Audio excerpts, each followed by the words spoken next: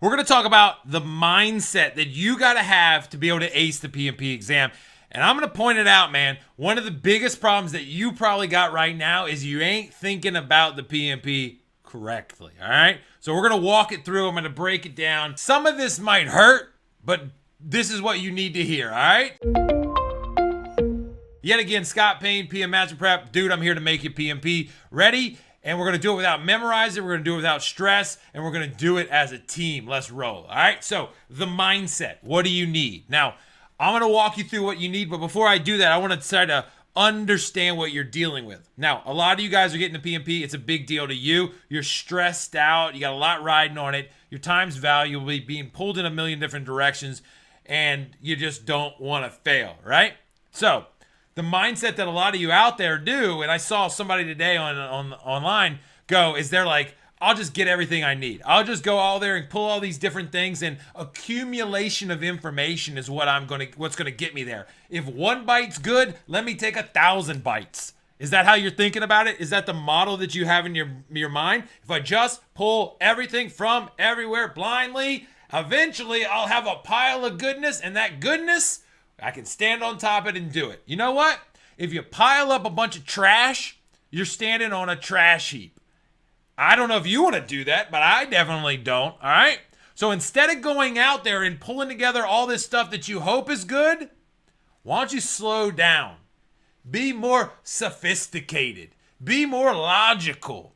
Get away from that hoarder mentality and get into a more focused, directed way of thinking. So number one mindset trick is be focused, directed, and with purpose in everything you do. Number two is you can't be scared. We can't be scared of failing. Failing is an option. Plenty of people do it. It ain't 100% pass rate. I got pretty close. But in the regular world, but if we walk in shivering and scared, then we're going to let our brain overtake us, okay? It doesn't mean that we won't be nervous. It doesn't mean that we won't be emotional. It doesn't mean that we're not taking this seriously. It's that we have a bigger picture perspective. We understand that this is a step in the path for us. And then if you think that way, you can say, hey, I feel this emotion because it's a big deal. I'm going to understand where my capability to manage stress is, and I'm going to raise it up, and I'm going to be able to deal with it and overcome it. Okay? So we're not going to hoard. We're not going to hide in a corner alone. We're going to lean into it. Now, number three, as we go this, is we're going to realize that this is a reflection not of our ability to beat a test. It's our ability to understand how we do our craft. That's big. Okay? A lot of you out there, I bet you have this belief. You believe that the test is trying to trick you. Oh, there's some tricky questions on the exam. Ooh. Nope.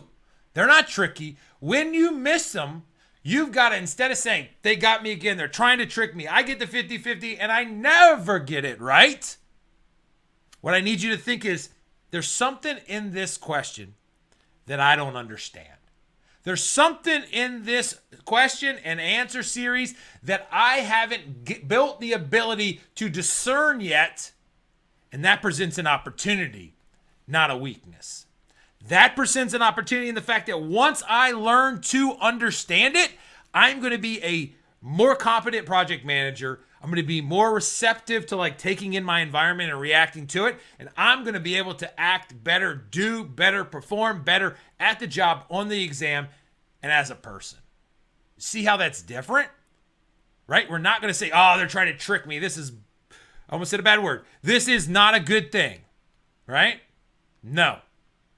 When we find questions that we miss, we set back, we look ourselves in the mirror, and we think, what do I not understand? Here's the way I want you to find the weaknesses in your game. Any place where you find yourself moving through fast, and just skipping over stuff, you're trying to trick yourself. So it ain't the question trying to trick you, it's you trying to trick you. That's real facts, bro. If you're going, reading it through, that's not it. What you're really trying to say is, I don't know what's happening in this answer. or I don't know what's going on in the question. You got to slow down and you go, I don't know, but here are the base components that I got to break down. Maybe it says the word product owner. Maybe it says kind of some other like iteration, some kind of like iteration planning meeting, whatever. It says something in there. It says some kind of thing that you're like, I don't know what that is. Yippity skippity when that happens. When that happens, you write it down and we make it better.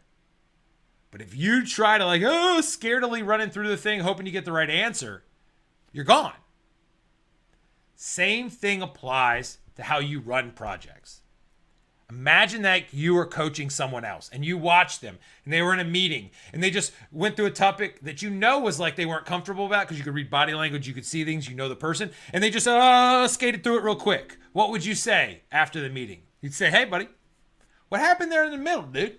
You like started talking fast. You started moving through. What happened? What happened? And they might say, they might make up some excuse. But you might say, hey, is it true you didn't feel right back then? You didn't know how to handle yourself. You didn't feel confident. You thought you were an imposter. All this other stuff at that point. Is that right? It's just me and you. And they might say, yeah, man. You say, hey, dude, are you helping yourself and the team by skating through it? They might say no. They should say no. You might say no. So you tell them, dude, live in it. Walk it through. Come through it and really get better. All right? So I left you with 3, right? We want to be purpose-driven. Don't acquire all the stuff. Think about your learning style. Find the things that work. Stick to it. Don't spread thin. Be focused. Number 2, we ain't going to be scared. We're going to handle our emotions. We're going to move through it. And we're going to bring people who are positive, directed, kind of like supportive. And we're going to find ways to get better together. And lastly, we are going to listen to what we understand and we don't understand because we know it's not trying to trick us. It's just that we haven't opened the doors in our mind yet to find it. If you do those things, the experience is enlightening and empowering. If you don't do those things, you will hide in darkness, dissent, and just being hateful in your heart, not to be overly dramatic, but that's what you're going to do. You're going to be bitter and you're going to be whiny and all this stuff. And I don't want that for you and neither do you. So why don't we not do it? All right. So if you want help, I can help you. Scott at PMMasterPrep.com. Email me, go to the website, PM Master Prep, and then hit the inquiry or talk to me or the apply. All of them go to the same place, me. I talk to you. I understand it. I get you on a plan. I give you advice, whatever's good for you.